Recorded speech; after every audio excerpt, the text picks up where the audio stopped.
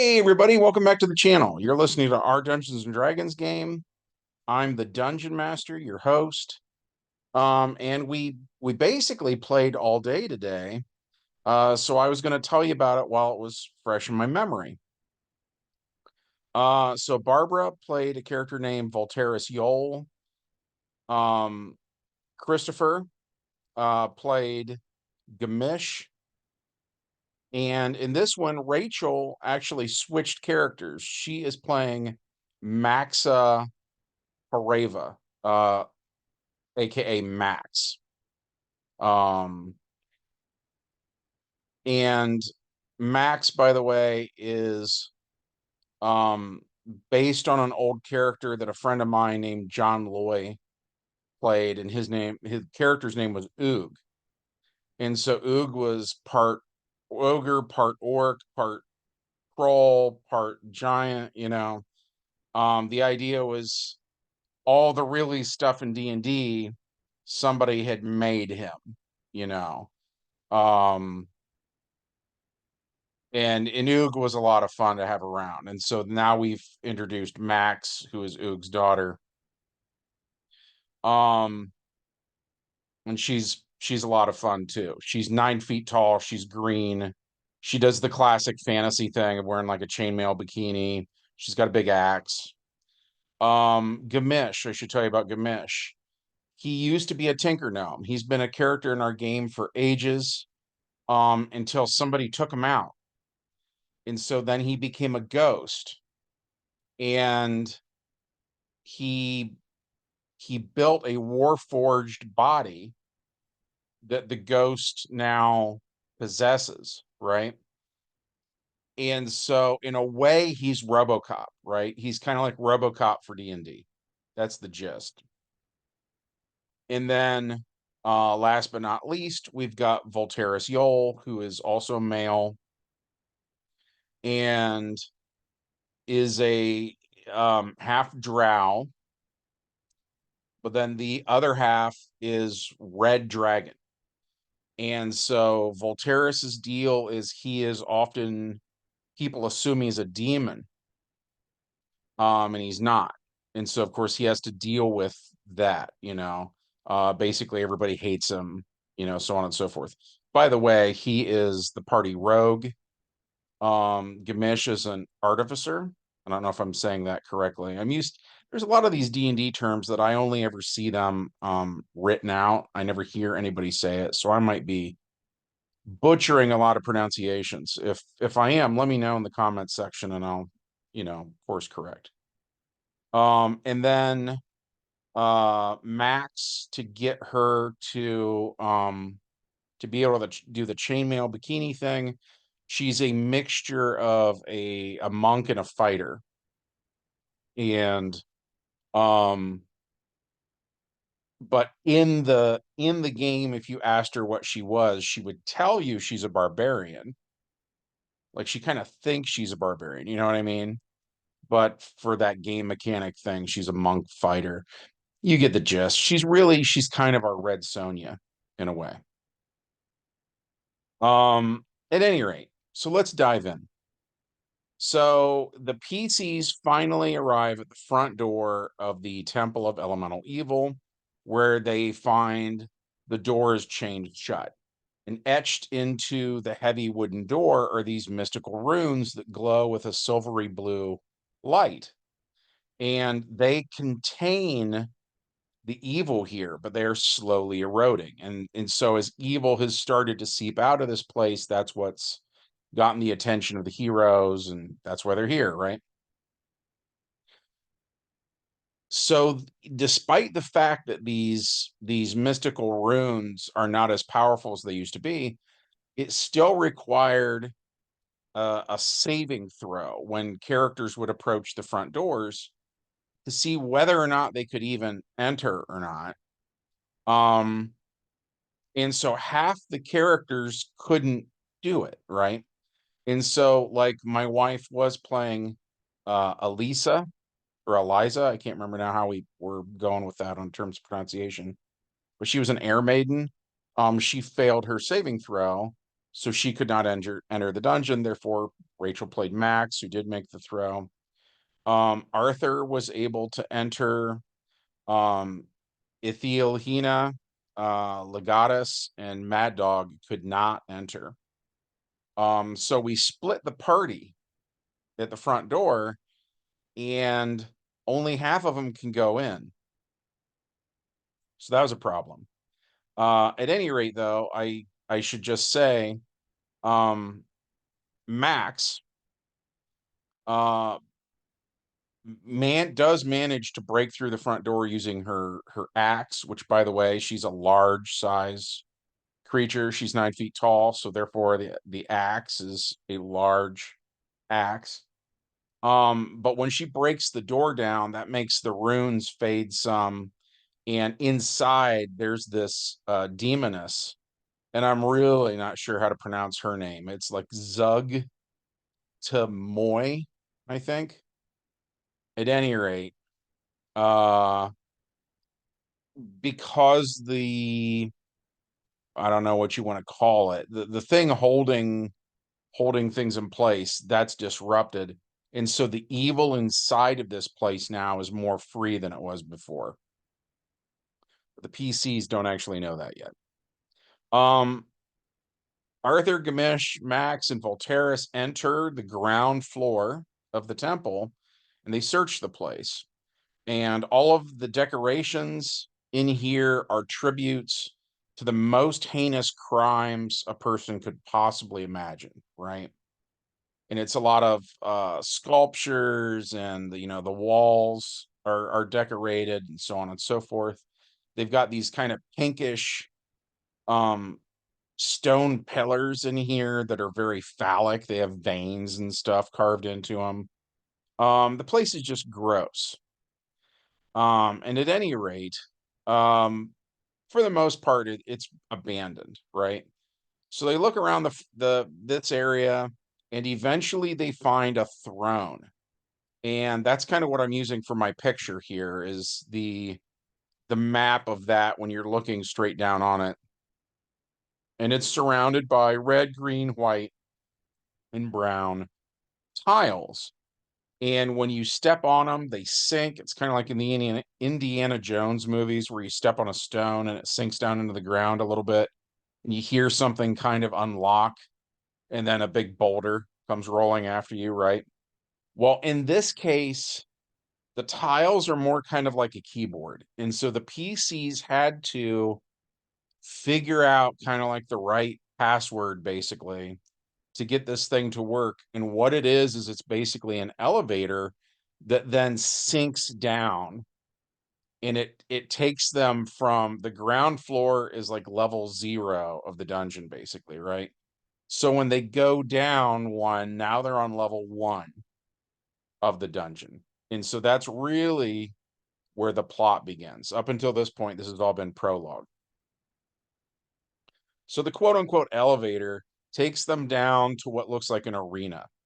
The walls of this great open area are made of sandstone. The surrounding floor is brown earth.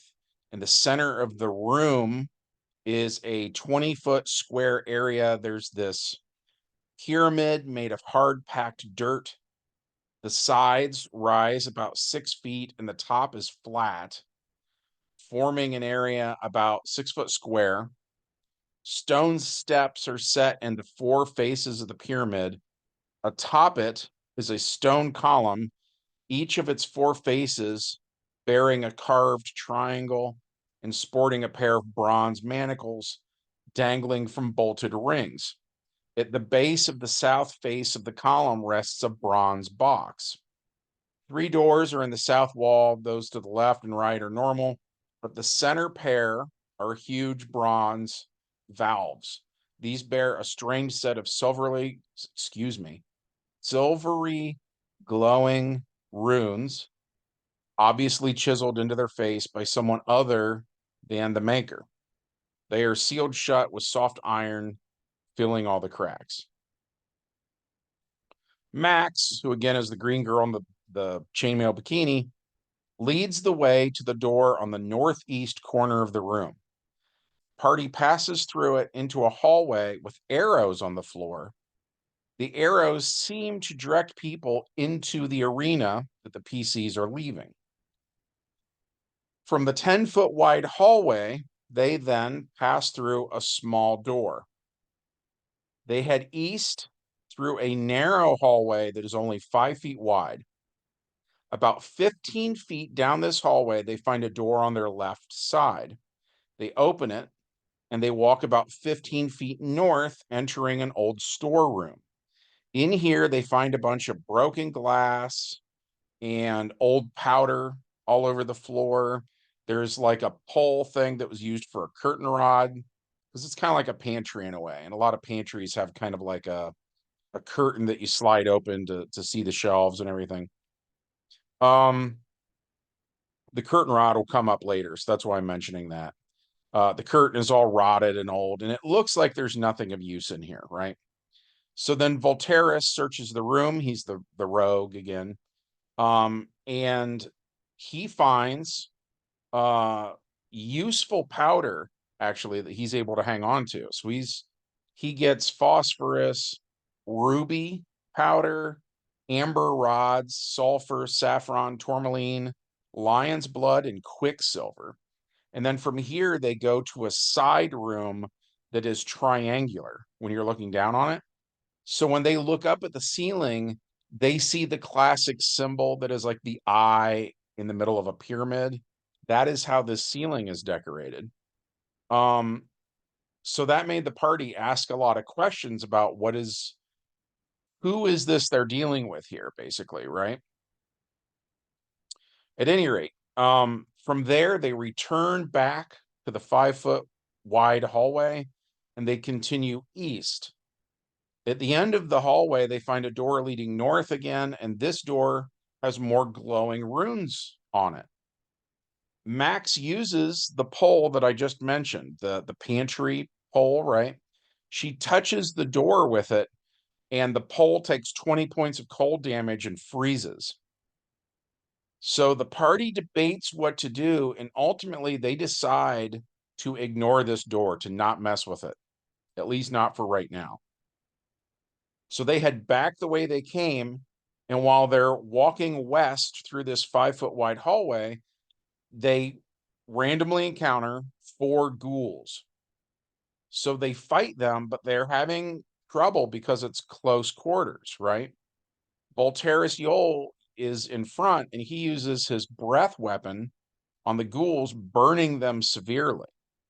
Despite that fact, the ghouls keep going and they slash at Volterus and knock him out for the remainder of the game session. Eventually, the party wins this encounter, and Arthur throws Volterus over his shoulder and gets him in a fireman's carry. So they head south through a diagonal hallway until they reach Black Chamber. All of the stonework in this room is black, the surfaces being polished to a smooth, glossy texture. The domed ceiling 30 feet overhead shows phosphorescent gleams, each small dot obviously representing a star, and the combinations making miniature constellations. A broken obsidian altar stands in the center of the chamber, but other than that, the place seems to be empty. An arched exit about 7 feet wide and 12 feet tall breaks the smooth curve to the south. Upon the upper archway are carved letters, and in common they read, Exalted Chamber of High Augury. The party then heads further south to the Augury Chamber. This 30-foot diameter chamber is finished in polished black stone, similar to the room they just left. The phosphorescent gleamings 40 feet or so above have a bluish cast. In the center of the floor is a circular depression about 1 foot deep and 10 feet in diameter. Around it is a low stone seat, so low that only halflings could sit on it comfortably, or humans if they sat facing inward. Gamish examines this and learns that the bench area doubles as drawers, and inside of them are giant dice. with seemingly random words on each side. Uh, this whole thing basically works like a magic 8 ball, right? So the party figures out that if you roll 3 dice, you get sort of a little sentence. And it'll be something like, use the stairs or don't go there. It's things like that. Um, at any rate, Max searches this room and she finds a secret passageway that leads further south. So this leads to a large hexagonal room where 18 sturges are roosting in the rafters. The sturges swoop down, attacking the party, and this fight just lasted forever, right? Eventually, the PCs kill all the sturges. They head south until they reach a four-way junction. They turn left, heading east. This takes them to the pillared hall. As soon as Max and Gamish entered the room, the door slams shut behind them, and 2 harpies begin to sing. Max is charmed by their singing and is in a trance. Gamish, however, is immune and uses his steampunk. I got to be careful what word I use because YouTube can ban you if you use the wrong word. I'll call it a blunderbuss. But suffice it to say, this uses black powder, right? He's a tinker gnome, so he has this thing, and it is actually, in terms of quality, closer to what we use these days. Sort of a military level projectile device, right? At any rate, so he uses it on the harpies and he takes them both out. He kills them both. Um, but before he takes down the last one, um, he himself has taken damage. They were clawing him, and so because he had to fight him basically by himself, because the only other party member in the room was zoned out and couldn't help at all. So Gamish is kind of jacked up and could use some repairs, but um Max doesn't know how to do that, you know. Um she has no idea how to fix a Warforged. And so, for our epilogue to the game, kind of the cliffhanger, the party got cut in half at the beginning, where we had 8 of them or something go to the dungeon and only 4 of them made it in. And now in this room, the party's gotten cut in half again, and now there's 2 of them in here, and there's still more rooms in here that need searched in this section. But the other half of the party is outside of the door and can't get into where they're at. Um, so that's where we called it. That was kind of the cliffhanger ending. If I'm lucky, we'll play more tomorrow. It just depends on everybody's schedule. Um, I'll say this real quick. We were playing regularly before, and then my daughter moved out, and she's one of the players. So she's not always around to play. That's sort of the bottom line there. That's also why it's basically been half a year since I uploaded an adventure. So since it was Christmas, we were all here together and we thought we would get a game in.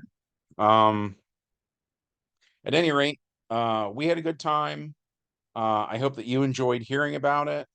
As always, if you want to support the channel, be sure to hit like, subscribe, ring the bell, leave us a comment in the comment section, all that jazz, and I'll see you next time. Bye.